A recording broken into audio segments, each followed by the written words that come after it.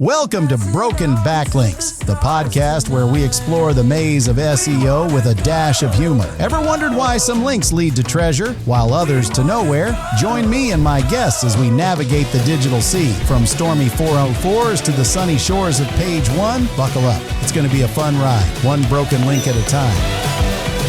Ladies and gentlemen, welcome to another special episode of WhitePress's Broken Backlinks Podcast.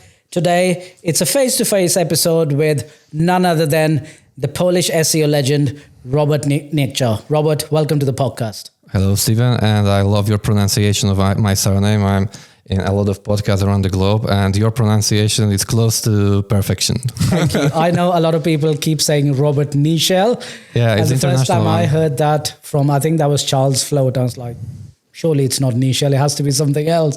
Yeah. But obviously, as you know, these are my times spent in Poland, so yep. I'm half Polish myself. Your wife is Polish. My wife is Polish. I go to the Polish church. I live in a little village, so yeah. But can you speak a little bit Polish? Na pewno, tak, wszystko rozumiem, wszystko mówi.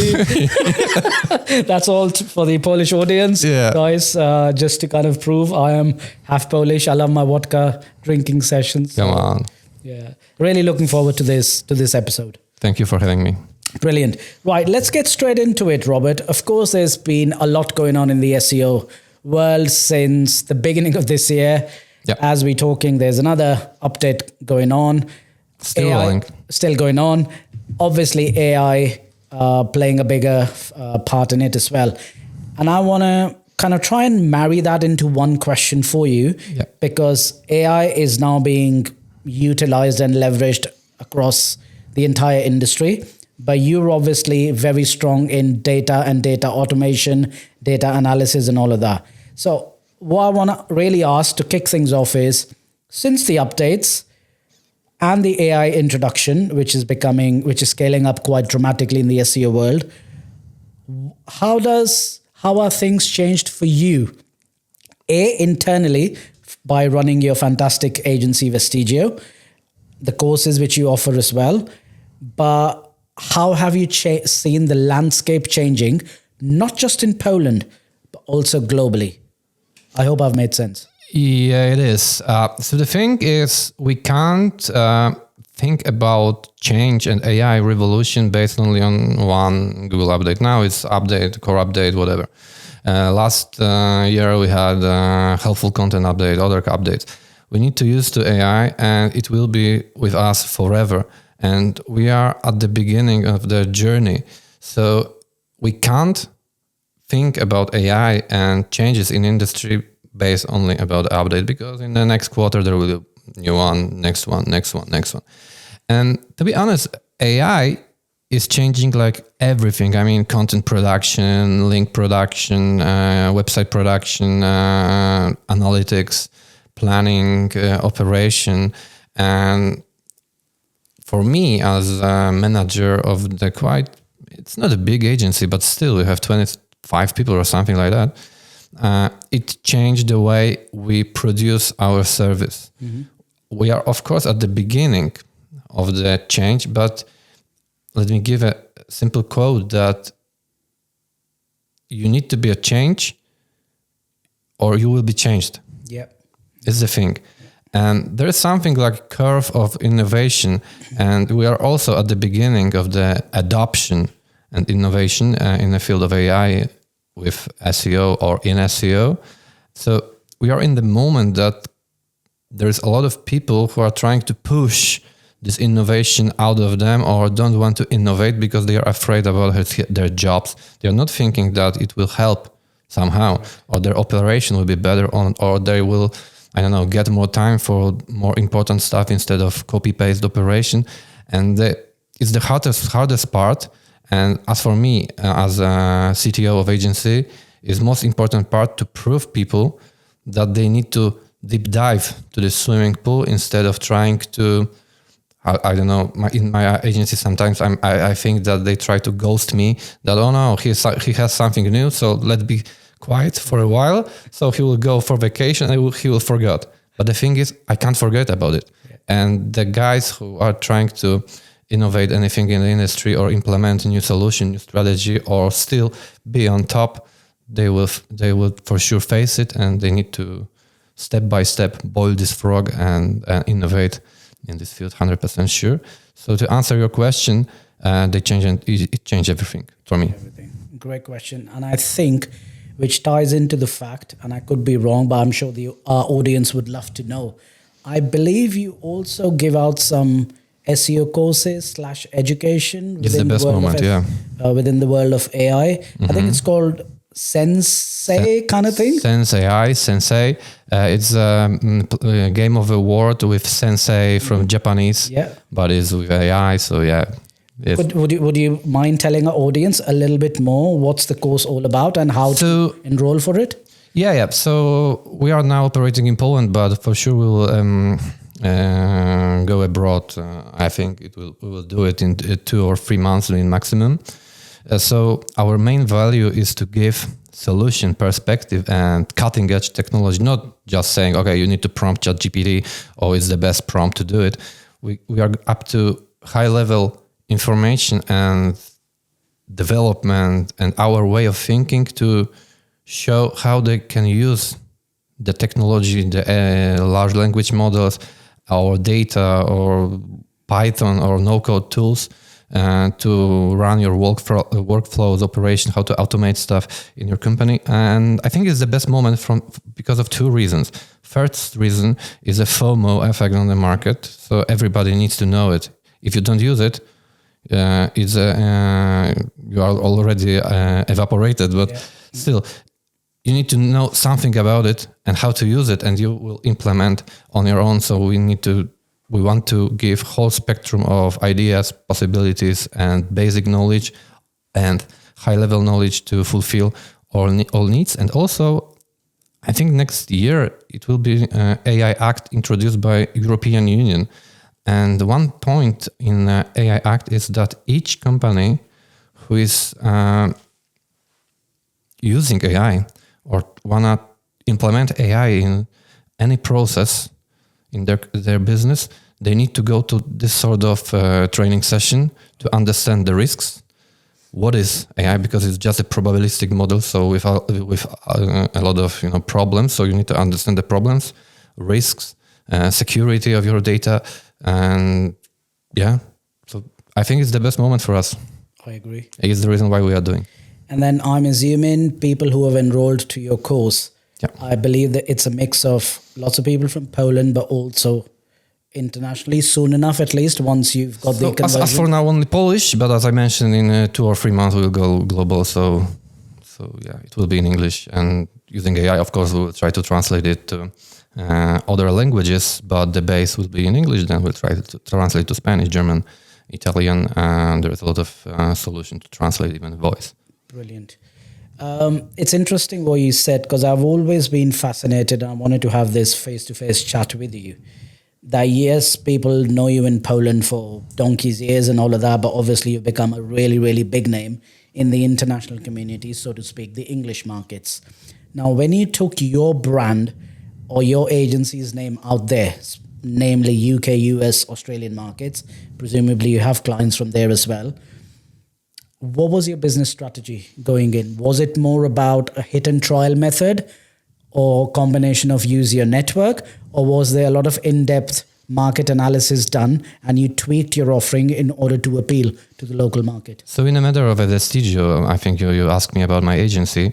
We are not operating globally right now. We have, of course, global operation, but only for Polish clients who are running their business in Europe or in the United States. And is the part of the strategy, because I truly believe that we as a Polish who are a little bit anonymous on the market, or we are just some random country from US perspective between Germany and Russia, we have only one chance to appear out of the blue and impress market, and it's our strategy for 2025. So we need to prepare our structure, prepare native speakers as a new business or sales department, or even in customer success procedures, documents in English, and whole marketing strategy. So as for now, and for my, let's say, global journey on the conference, it's only about myself, my internal purpose and my internal, let's say, passion and things I want to give to the community. And next year, I hope we'll go abroad also with an agency, with course for sure. We'll do it in a few months, like as I mentioned, 2-3 months max. But it's a different product. But to make a, we have only one chance to impress the market. Otherwise, it's like on the Tinder, it's you want one chance. Swipe left or swipe right, yeah. Brilliant. Pivoting a little bit now, yet talking about AI. Now, since the Google updates, and I'm sure you've seen it, I've definitely seen it, every Tom, Dick, and Harry out there are now creating AI leveraged SaaS tools out there, which are generally enterprise focused. It could be link building, it could be quiz generate, it could be affiliate, whatever that might be. What's your opinion on it? Because I think suddenly the market's been flooded with too many SaaS tools. Is it just a case of people panicking who are within the SEO industry that, oh shit, this is going to go down the sink very quickly because of all these updates and volatility. So we need to protect our investment. Henceforth, I don't know, I've got £500,000 in additional cash flow sitting. Let's start doing some SaaS tools. Or do you really think the market is crying for SaaS tools across various sectors, but kind of still within the digital marketing space? To be honest, I would suggest to disconnect the SaaS tools and innovation from SEO, because SEO is SEO, its strategy is marketing, and AI and innovation is innovation. It's something else in software development. But the thing is that we are in a sort of bubble, like .com bubble. We are in AI bubble, and every startup, if you just stick AI, you will get some sort of valuation, the attention of the investors, attention of VCs or other funds.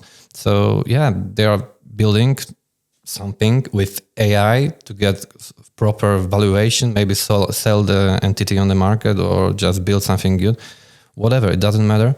The thing is they are innovating somehow. Even it's just the quiz, what sort of pizza you are, it's some sort of simple innovation, other interface that innovates and give you a solution for your problem, like, I don't know, some sort of local news already digest by AI with, key takeaways from your city, or same newsletter from AI World daily on your mail with all news from AI. It's some sort of simple innovation with AI behind it. So I would rather prefer to disconnect this situation. I mean, SEO and the innovation, technology, and AI.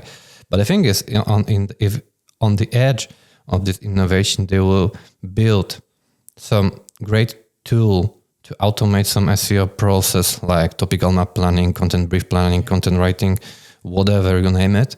It's a win for both parties. So if this innovation or software development is the money for them, fine. But if they will build some sort of solution for SEO as an industry, for building whatever, it's a win for everybody. So win for everybody. Does that mean, or how do you see, what's your prediction for the next 48 months, maybe 5 How many? years? 14? 48 months or next 48. 5 years, Mm-hmm. based on all these updates which are going on, AI, new tools coming up, do you think the SEO deliverables and expectations of clients would go further up because there's a lot of AI leveraged automation coming into, whether it's link building, whether it's topical map planning, whether it's keyword research? What's your prediction? How do you see the SEO industry developing over the next 5 years? So I guess clients' needs or business needs, or let's say visibility needs, are same. You need to get the traffic, you need to convert it up to leads up to money, or you need to convert traffic up to sales, whatever. So the needs are same, and the question will be how to make it cheaper and faster, I guess. And also there is Google, which also developed their models and AI, and they will introduce, I think, this search generative experience worldwide in 48 months max, I guess. So we have a short time span to innovate, to give products to our client with, in SEO industry, we are selling same stuff like content links and let's say consulting, audit, technical stuff, it's same. So we need to build some unique USP for our client that you can do the content, faster, for example, or cheaper, or better quality, or better fulfill the knowledge graph, or better whatever.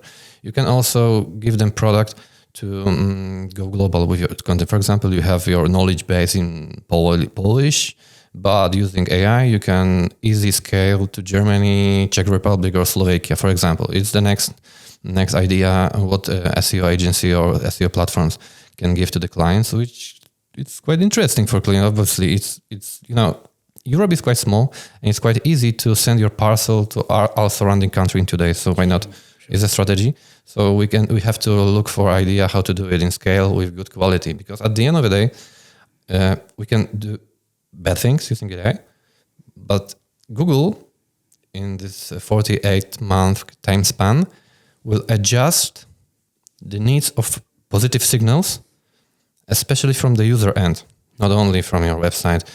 Core Web Vitals. No, it's not about Core Web Vitals. It's more about user satisfaction, user signals, how users behave on your website, how they consume your content, how, it's easy to translate to German from Polish. It's doable, sure. But they have different perspective, German perspective. You need to stick to their needs and make them happy. That's it.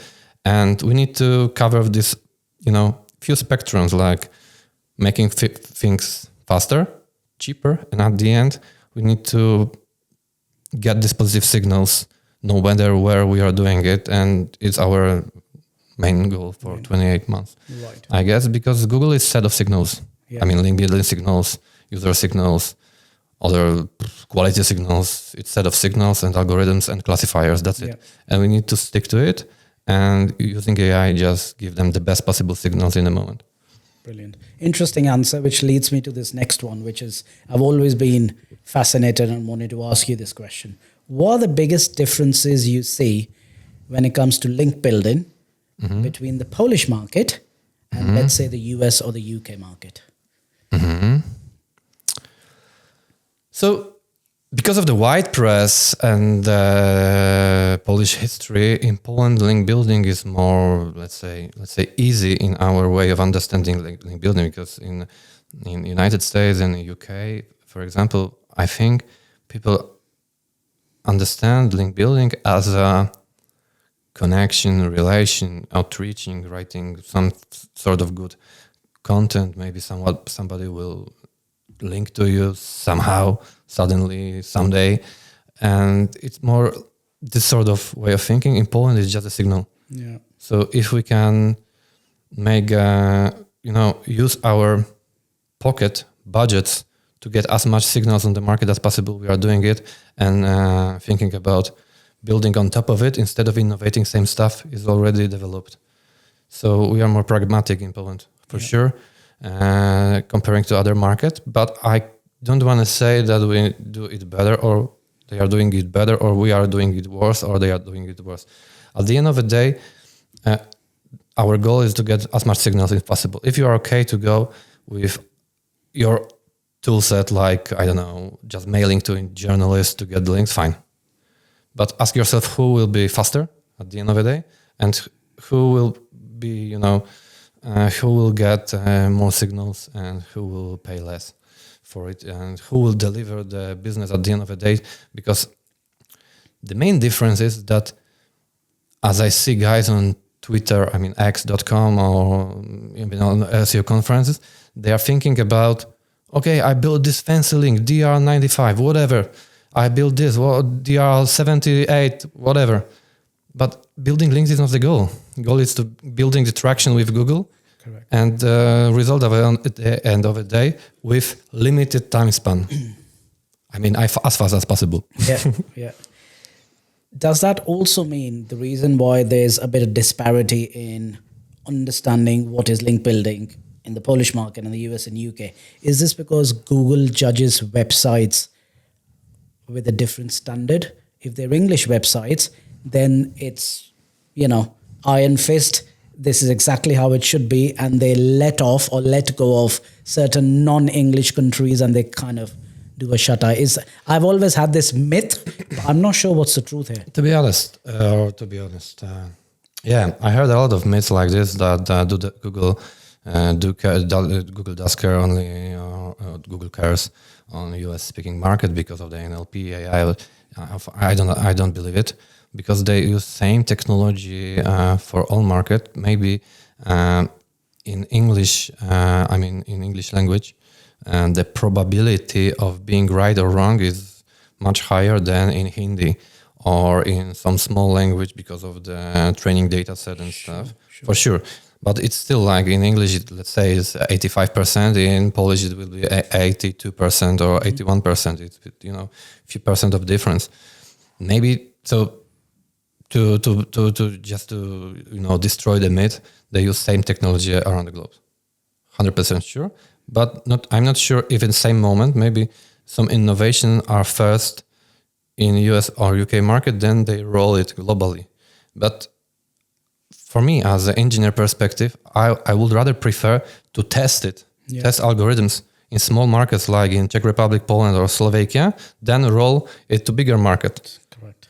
Because the testing on small market, on let's name it as link profile, link structure in Poland, it's cheaper to proceed, cheaper to test, and then after developing the ready solution, a state-of-the-art solution, it's my way of thinking. Yeah. It's not way of thinking Google, but I will do it like this. It's cheaper, faster, and more stable for the biggest economy in the world. Otherwise, if they, imagine a situation that they did or they made some mistake in Georgia.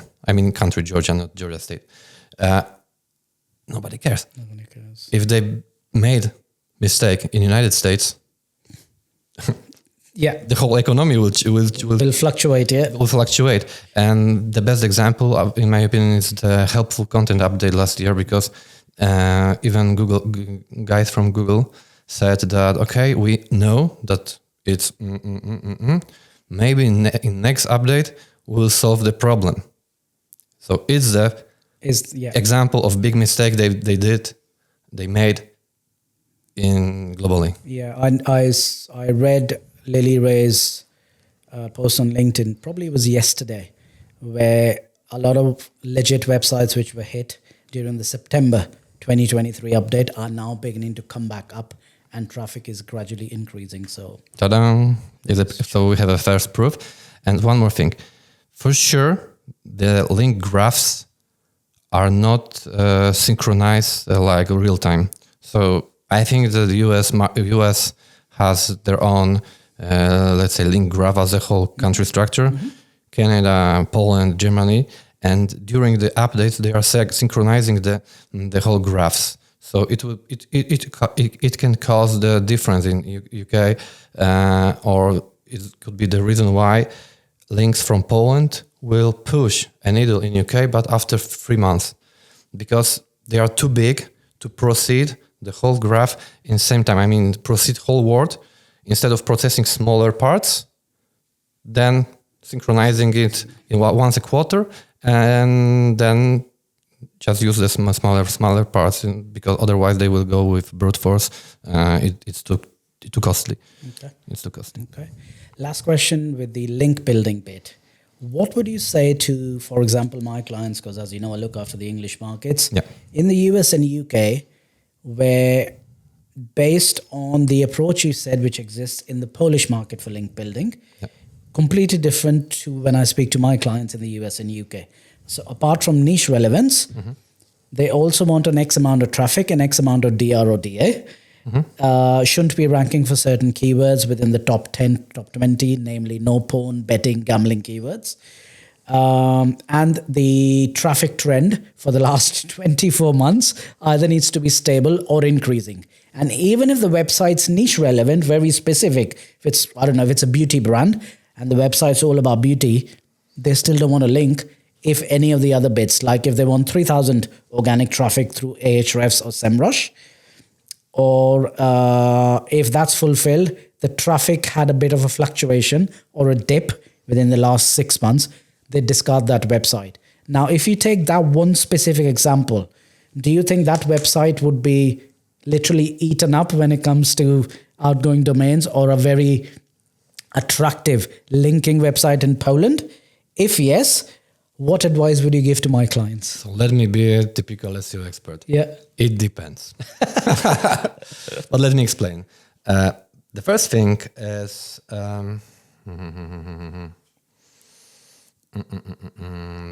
topicality, let's say. It was the first marker, because you just you said about, let's say, 5 different markers. Correct. So what's the topicality of the Forbes? Forbes? Or CNN? Well, Forbes is predominantly finance. Okay, what about BBC? Anything and everything. You want a link from BBC? I'd love to get a link from BBC. Is the answer. The thing is, if you are able to buy links in your topicality in your country, it's fine.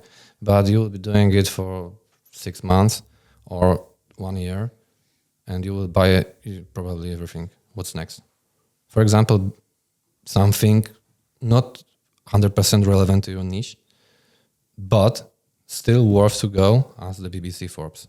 Sure. Because topicality is the layer of the content, but the link graph and link, let's name it as a PageRank, it's different algorithm. Mm-hmm. Mm-hmm. It's different layer. It's, here's a swimming pool of your topicality, content. Here's a swimming pool of your power, PageRank. Different stuff.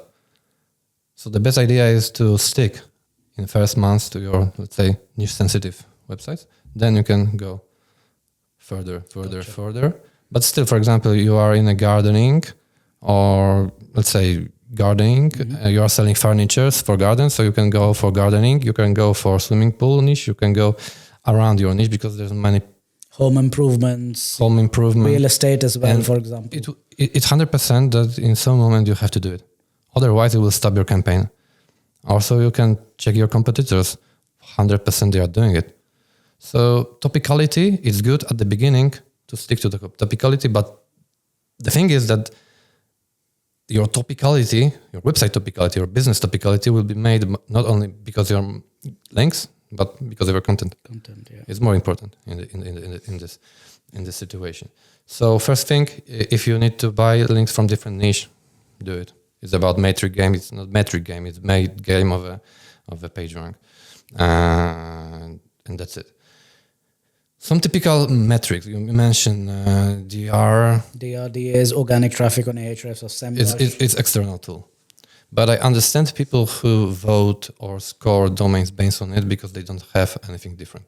It's just easy, I see it's green, okay, it's red, not okay, simple, and please remember that it's quite easy to fake the metrics. Of course, for domains like DR70, DR80, it's a bit harder. Sure. But below 60, it's 1 week game to get 55. So it's not the best metric to look on it. But still, people do it. I understand it. It's easy because if you buy in scale, you need to have some few simple metrics, or somebody is buying for you, or somebody is building links for you. So simple procedures, simple metrics, I get it. But please remember, it's easy to fake it. But you mentioned also one quite interesting about the traffic. And people need to, above traffic fluctuation, people need to remember that in, for example, Ahrefs, the traffic graph is based on trends. So if you sell, for example, garden furnitures, so probably on the winter, the traffic will be low. It's not about the website fluctuation, but it's just trend. Please remember it. You also mentioned the situation about the core updates or updates that traffic is fluctuating between updates, and it's good metric, I guess, but one update is not enough for you to score the website. If the trend is downtrend, or the website is losing its traffic for the last 3 updates, for example, it's a good let's say takeaway that something is wrong, and Google gave them negative ranking state because after one update it could be just a mistake. Sure. And if they got the negative trend after one, and after second one they have positive, normal situation. But if after 3 core updates, they are still negative. Something is wrong for sure. Something is wrong. Good. So it could be good marker, but still, depending on your situation, if you don't have, and it's the moment. For example, is your typical is the website from your niche, topicality is 100% same, but they are downtrending for the last 2 years, and for the same money you can get website from different topicality with huge traffic spiking. Yeah. And you need to ask yourself, what do you prefer? I will go for the spiking one. Interesting. What would you say for like these high DR 80, 90 websites, like your Forbes, like your BBCs, like your CNNs, plenty more, where those websites exist in different languages as well? For example, Forbes.ro on our marketplace is like hard to believe the price they charge, which is fuck all, like 350 euros. And if my English client who wants a Forbes link, but Forbes English would take a lot of time. Clearly they don't really sell links there, but we got Forbes.ro. Is it a good link to get if you're really looking at the name Forbes there? 100% sure, but you need to remember that it will kick, but a bit slower comparing to your mainland because of this graph I already mentioned. They are disconnected and synchronizing once a quarter, for example, is the first thing. The second thing, I will go for not, let's say, exact match anchor that you are, let's say, selling payday loans in United Kingdom. So you will go for payday loans in Romanian article. You have to go some generic situation like brands or some news from your country, give perspective from, for example, compare how it works in Romania comparing to UK, then link, for example, to UK, something like that. You can go with smart way and get it. So for sure, do it. But remember that you can't. I did it like it was 5 years ago. So I depend on the Romanian links because they are cheaper than Polish one. And I did a lot of projects using this tactic. But because of the graphs, they are already disconnected. You can't get more links from other country than from your mainland. It's typical. It's it's just for the logic. But if you buy a few in Romania, a few in Italy, a few in Turkey, a few in I don't know whatever, it's just a matter of money because it's money power. Is it proper in English? Money power. In Polish, we have the power of money. Power of money. Yeah. And currency difference. So it's smarter strategy. Brilliant. Right. Now, obviously, you're an SEO expert, world-renowned. You're also an engineer. But clearly, you also run a business. So there's lots of numbers, scaling, growth. And I want to pivot into that aspect, the business aspect of SEO or running an agency. And I'd love to hear your journey, your story from when you started Vestigio as to where it is now, and what sort of growth strategies did you put in place? That's one.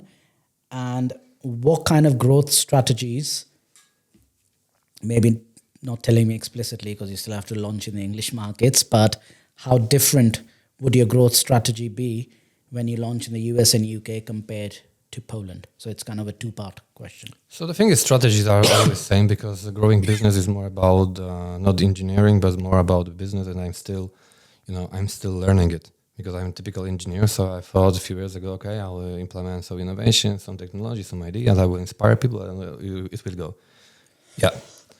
Sorry. But it will go for, to the first Death Valley. It's typical economic concept. It's in United States. It's connected to $1 million. So you need to build a structure. You have around 20 people or something, 1 million income, and you need to build the company actually because normally, I came to Vestigio like 4 or 5 years ago.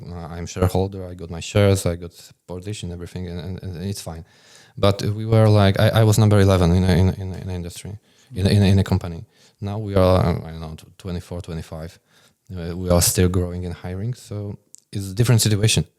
I need to implement processes, middle managers, responsibilities, metrics, operation, and I haven't got any idea how to do it. I'm graduated on Polytechnic in electrical engineering, come on, and I need to solve business problems. So I'm in the moment when I'm buying knowledge from the market, getting knowledge from the market, getting as much information just to show people what to do.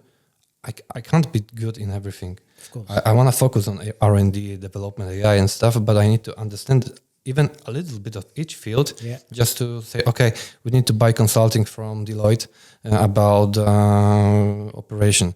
We need to buy this consulting for CRM implementation. We need to buy this consulting for LinkedIn polls, whatever. So it's not one strategy. It's it's a journey of don't knowing what's next, because I will solve my operation. Okay, I will solve middle managers. I will hire as much people, A players, but there will be next the valley, and it's normal for the business. But what works for us? We are mainly on Polish market, as I mentioned already. For sure, strong branding, marketing, being open-minded, case studies were great. We are sharing our knowledge, so we can attract A players because they want to work with us, because we have a knowledge we are building, we have this passion, so they want to work with us. This special guys, A players. For example, HR is not a problem for me, so for sure. But the passion, strong branding, and consistency. Consistency. Consistency. Yeah. For sure, it works for me. But the biggest challenge right now is operation metrics, this sort of stuff. Yeah. Does that mean then, because a lot of people complain that a lot of SEOs are not good at sales? Yeah. Presumably it's a myth. Partially I've seen it's a reality. Me traveling to lots of conferences, speaking to fellow SEO professionals, and they all say the same thing. So if that's true, does that mean that a lot of SEO experts, because they're not good at sales, hence, even if they get discovery calls, they don't close a lot of discovery calls? Does that mean the SEO industry on its own is leaving a lot of money on the table, which creates that myth, or PPC is a lot better than SEO? Do you think us as SEO experts in the industry, we are very poor in sales and convincing people to get into SEO, which then creates that perception that SEO it depends? So first of all, the PPC or pay-per-click is easier to sell because you can estimate, you have real data, and business understands, okay, I will put like 10K, I will get 15K, let's go. Simple. It's no-brainer situation. Correct. That's it. In SEO, it's a bit different, and SEO guys are not bad in sales, but the thing is, they need to realize that they are speaking different language. They are speaking algorithmic language. They are speaking, this H1 is something, PBN, domain, whatever, in my data science, Looker Studio, whatever, is the metric, Google League, whatever. But the business doesn't care. They have different metrics. CEOs or C-level managers talk different way. They need to talk about money, about strategy, about stability, future-proof perspective, about ROI, about scaling, about forecasting, about they speak different language. That's it. And in my opinion, the best combo is to have good sales guy as you, who understand business metrics, business way of thinking, and their perspective. Yeah. And you have to be backed up, but by someone with SEO deep understanding who will, give you the materials to go. Because if you go to big business without any true data and numbers and material, you will fail, 100% sure. But your goal is to talk to business with ready material, and that's it. And this sort of combo will work, and it is how we do in our agency. So for sure, experts will do forecasting, strategy, timetable with all situations that will happen in next 12 months, and low-hanging fruits, and perspective, everything. And sales department have a ready material to talk. And sometimes with big boys, I'm jumping code to explain, build the trust, and explain that we have deep way of understanding, but not too deep. Correct. Because I had a lot of situation. It was at the beginning of our journey in Vestigio that we are super clever, data science, that fancy everything, and number, NLP, Python. And a few times I jumped a call with some, let's say, older business owner, like rich guy, but like 50, like something like 55, 57. And I tried to explain my word. And in some moment he was angry because I think he felt stupid, the stupidest person on the call. So he started to attack me and attack everything to prove who is alpha male on the call and who is the boss. And it's the worst case scenario. So it's the reason why good sales with business perspective and business, let's say, sensitiveness. Business sense backed with a lot of product knowledge. And data, and it works. But with the ability to simplify that knowledge. Because sometimes I struggle it when I hire sales managers, and I've had sales managers who've come and gone, unfortunately. They've done fantastically well in another sector, but they've come to link building. And two things have happened. They've either gone too technical very suddenly to sound more clever, which is exactly we don't want when you go on to discovery calls, or they don't really know what the fuck's link building. So imagine the situation that your sales guy will contact to some business owner, and you are selling for him something, fancy, but it doesn't exist. It's something virtual. It's, it's some virtual value that we know that probably exists, but for him it's like, okay, he gave me quotation for 100k euro. So, should I trust him or buy a new Mercedes-Benz? There you go. Is the thing. Correct. Last question. Sticking still to the business side of things and how to scale it. How important is networking for you? How much networking, going to conferences, plays a part in scaling up not just your own personal brand, but also your business? I love the quote of James Dooley. He told me once that your network is your net worth. Correct. And for me, it's true. But the net worth is not instantly. Like, it's not now you will go to a mastermind and you will start earning like 10x only because one conference. But if you have a idea how to make good things in the long run, the guys from your networks for sure will help you. And the thing is, sometimes I feel, alone with myself, like with my brain, with my ideas, and networking and masterminds is a place for me with same-minded people, with same struggles, same ideas or similar ideas. So we can just, fight for ideas, share ideas, and then he will know more. I have more. Yeah. Back to business.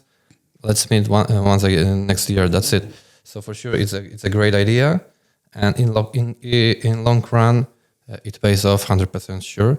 The best example is my the trainings, AI trainings in Poland. I'm here like forever, helping people for the last 10 years in Poland, all conferences, consulting, sharing stuff for free, and now we are building business on top of it, and it's working like a charm. So yeah. Brilliant. Well, before we wrap up, Robert, I'm sure my global audience would love to know more about you, about your course. Where can they find you? I'm active like everywhere. Instead of TikTok and Tinder, I'm not there. But for sure, Facebook, 100% sure, LinkedIn, and I'm also quite active. Not too active, but still a bit active on x.com. So WhitePress newsletter. Definitely. The best idea is to ping me on LinkedIn. Yeah. LinkedIn. Brilliant. Robert, can't thank you enough. It's been, educational, inspiring to have you on our podcast. I'm sure my audience thinks exactly the same. Until next time, I'm sure I'll find you in a conference. I'm sure you'll find me stuck next to the bar, waiting for my gin and tonic. In the middle of the dance floor. Or in the middle of the dance floor. Or with Ferry Kashoni doing handstands. But thank you very much, Robert, for having you here. Thank you very much. Cheers. Thank you very much.